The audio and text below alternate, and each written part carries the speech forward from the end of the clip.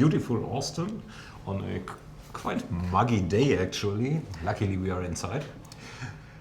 And we are talking to Prashanth or PVK, whatever you prefer. PVK is good? PVK is good, yeah. Well, we'll screw up the pronunciation, so let's go with PVK. Okay. Nothing personal. Good point. We're useless. Good point. I'm already good at remembering your name at all. So about the enterprise ambitions of Zoho. Zoho, as such, is known as a company that caters for the needs of smaller business, SMBs, and as many other companies, it, as a company, wants to move upmarket, so serve bigger customers as well, for a variety of very good reasons, actually. But now, the interesting aspect is, what's the strategy behind it? What are the companies you are after? What are by size and number of employees, revenue perhaps? What are industries you are after, regions, partners? How do you do all that stuff? That's more like 1.5 dozen questions at a time. So we'll go with the simplest one first. Take your time. What companies are we after, right? We're essentially already strongly in mid-market, which we define as 100 employees to about 1,000 employees. Mm-hmm. And we're trying to go up market from there, having established strong momentum in the mid-market segment already. So in terms of what revenue we're going after, that's going to change according to every region because the propensity to make a certain amount of revenue changes according to every specific region. So that's essentially, we're not going behind revenue, but we're going behind a certain amount of complexity in the organization that arises as a result of accumulating some momentum within that organization itself. So if you look at organizations with 100 to 1,000 employees, there's a tremendous amount of flux in those organizations. There's a lot of process changes. Growth comes in at a fairly rapid pace, and they're essentially, in a certain sense, moving mountains to establish great CX and to maintain their pace of growth, right? And with that comes changes of policies and things like that. So being the platform that empowers that next level of growth for them, that's been our success so far.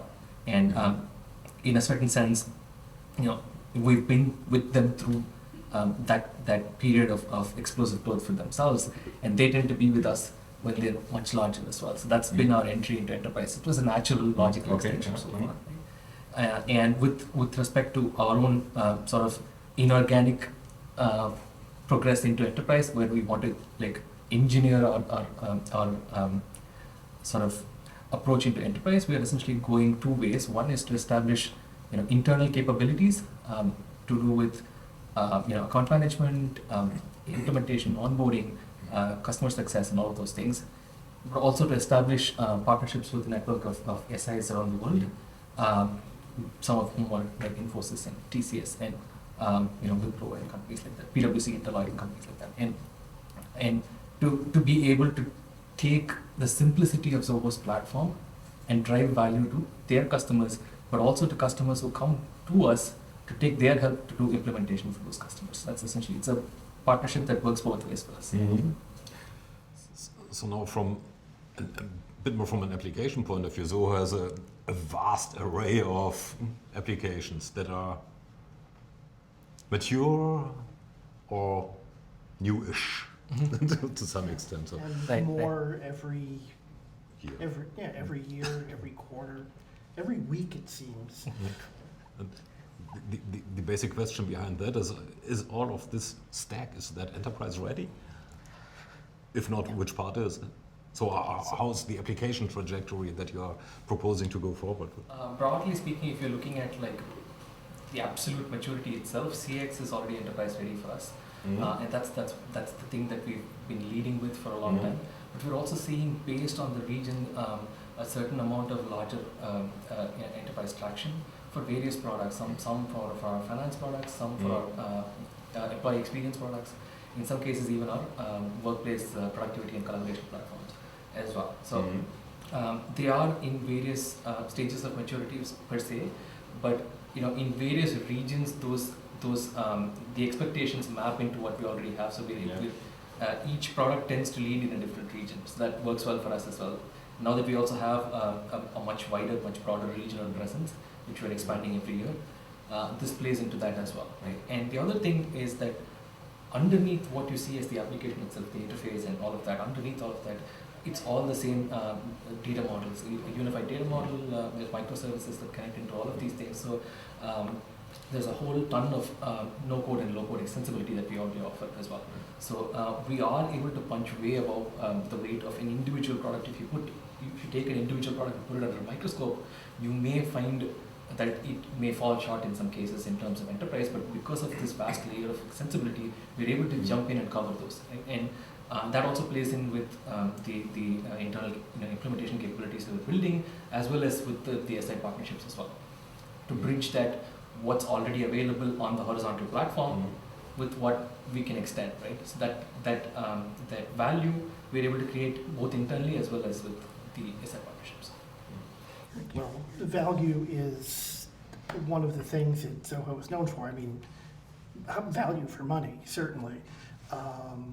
With the enterprise sales cycle being as long as it tends to be, how is Zoho going to maintain its advantage? Right, that's a brilliant question. In fact, that's one question we asked ourselves at the beginning of all of this 4 or 5 years ago, and the answer really was that what we bring to the enterprise is actually what we brought to SMB as well, which is simplicity. Right, that's the thing that we know how to do well. That's the thing that we are already doing well. That's the thing that we will continue to do, or at least that we are extremely comfortable pursuing. Right, so that will serve as our differentiation in the enterprise as well. And to give you examples, if you're looking at it's a typical like the rapid prototype for an enterprise or an upper mid market or lower enterprise kind of deal, that usually tends to take at least weeks. Right, with Zoho it takes days, if not hours. Right, that's the simplicity with which we're approaching this. Right, and pilots typically roll out for us in at the most a few months. Right, mostly in weeks, but if at the most in a few months. And with that comes the advantage of shorter feedback cycles, and people are able to roll out things quickly and figure out if it works for them. There's of course a layer of sandboxing and all that available, so they're able to make these changes. And Zoho has been known to empower the business users, not just IT.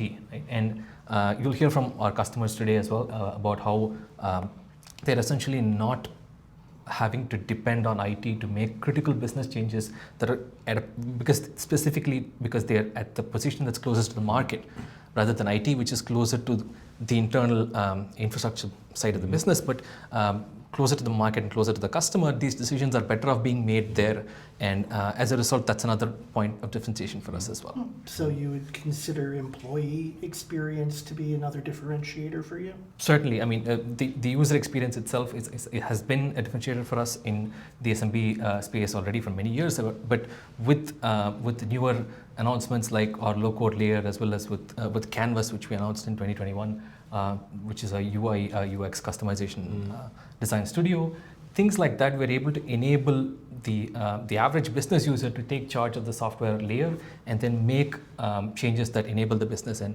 a better customer experience.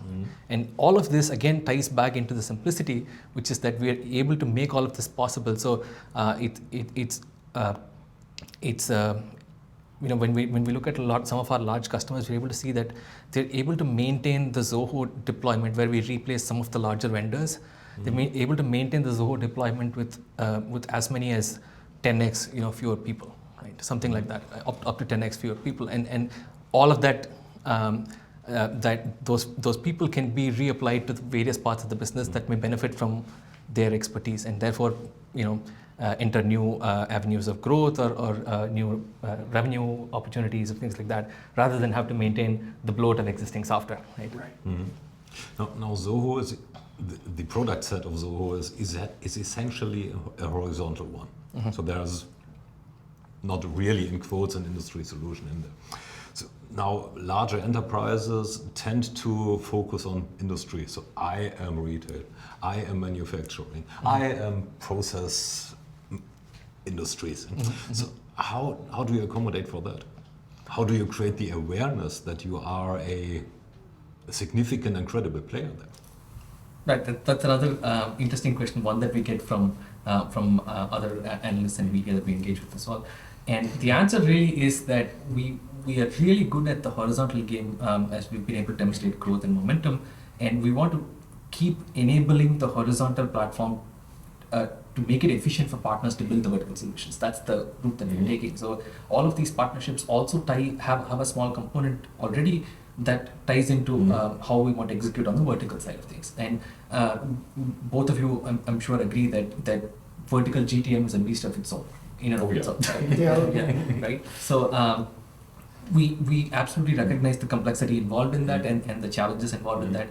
And it is also fragmented by region. It's also very different in every region, right? So we're mindful of all of that, and all of our SI partnerships are also, they also include that dimension where we're trying to see what the best way is to which verticals to go in which region, depending upon what's in demand, what's a larger challenge for businesses in that region, and things like that. So the SI partnership is essentially also one of the areas with which we will drive the vertical situation. But one thing that what we've always done for many years is once we have a critical amount of traction in a specific vertical, we analyze the common use cases in that vertical and bring them back to the horizontal platform as well, right? So there are customers for us in the mid-market who are pleasantly surprised by how they have to maintain less and less custom code every year because their custom use case is now already on the horizontal platform.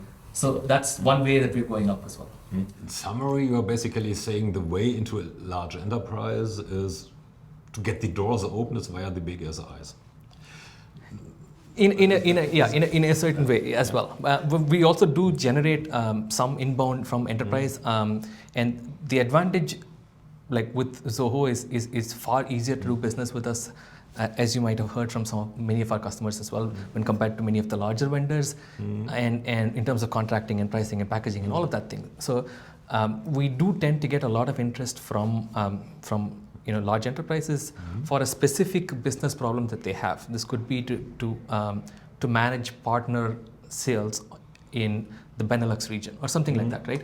And that's the foot in the door for us. And once we get in there, and we're given how quick we are in terms of time to value, once we demonstrate that value within that calendar year or probably within the rolling 12 months or something like that, we tend to expand that account almost always.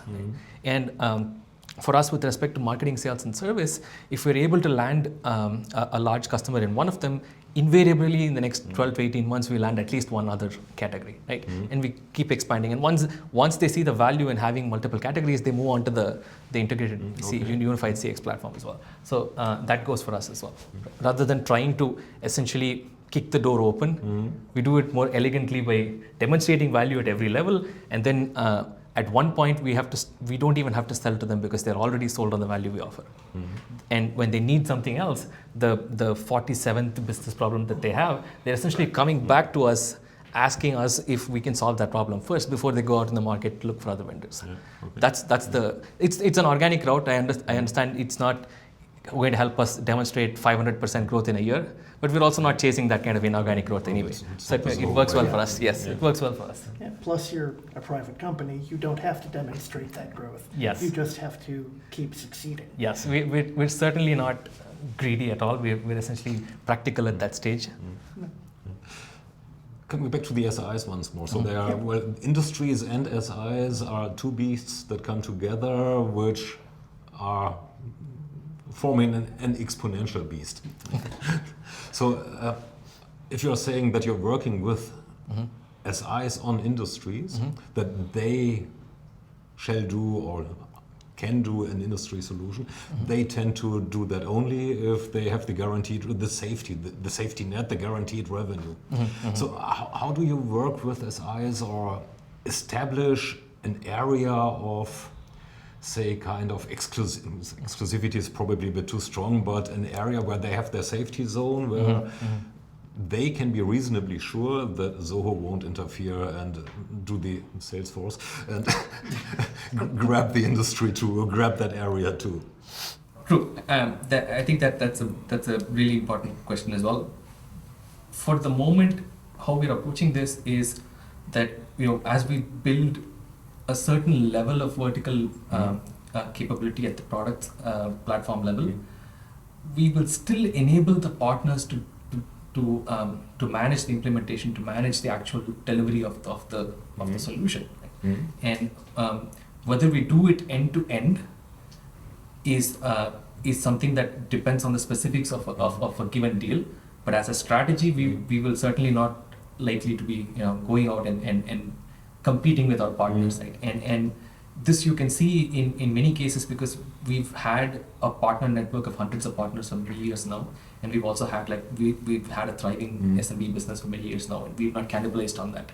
And there's already enough proof that that's not going to happen, certainly. And another thing that we're also starting to do is to try and bring in one of our SI partners on a deal, try to present a joint front to the customer so that it's a mix of the platform vendor as well as the implementation expertise as well. And that helps us in many cases, and it also helps us establish trust with the SI partner as well.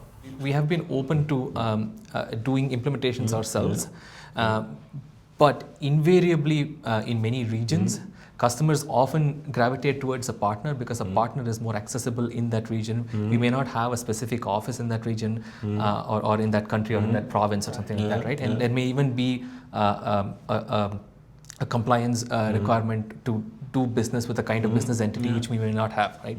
And so for various reasons, customers choose to work with our partners despite having the option of working with us directly as well, right? And in many cases, customers do also choose to work with us directly where their constraints are not as many, right? So this works it's a mix. It works for us in different cases in different ways, but we certainly do not impose anything on the customer, and we certainly want to have customers have that choice for themselves. For various reasons, it could be just complexity, it could be economic priority, it could be any reason, but we will always maintain that choice for the customer. Many customers already may have a partner of choice. For sure, yes. For whatever reason. Yes. In that instance, they did. So what are the next steps in terms of also partner ecosystem? You mentioned that you are working with the big ones, the global SIs. Now, the companies in the range just above 1,000 employees, maybe up to 5,000 employees, they tend to be regional as well. Hence, they probably have, and especially if they are going for a vendor like Zoho, they probably do not want these Big Four implementation partners. Yes. In how far are you approaching, and how are you approaching bigger regional SIs? So we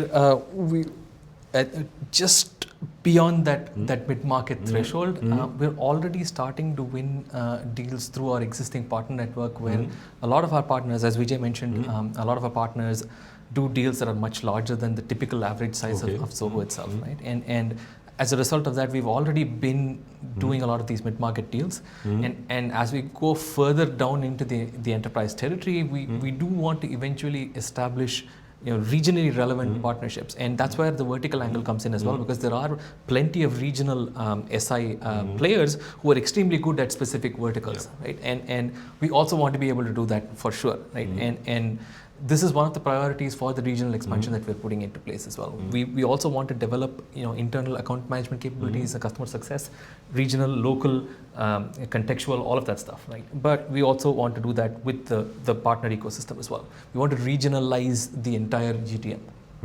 And you know how organically Zoho does this in its own stride, and we will continue to do that in our own stride as well. Okay, fair enough, fine with me. Fine with me. I think it's time for famous last words, wouldn't you say? Ask for them. Okay. We generally ask our guests for famous last words, thoughts that you want to leave us with. What thoughts would you like to leave us with on this topic? I think Zoho has... I'm not as good at asking for them as you are, Matt. Never have been. No, that's okay. I think I get the gist of what you mean, for sure. Yeah. So the thing with Zoho is that we've spent over 20 years building out this vast mountain of capabilities, if I may say that, and we've also successfully transitioned from a product mindset to a platform mindset about 6 or 7 years ago, and from there we've transitioned from a small business mindset largely to an all business mindset, where we do have to approach each segment with the customer experience requirements that it deserves, right?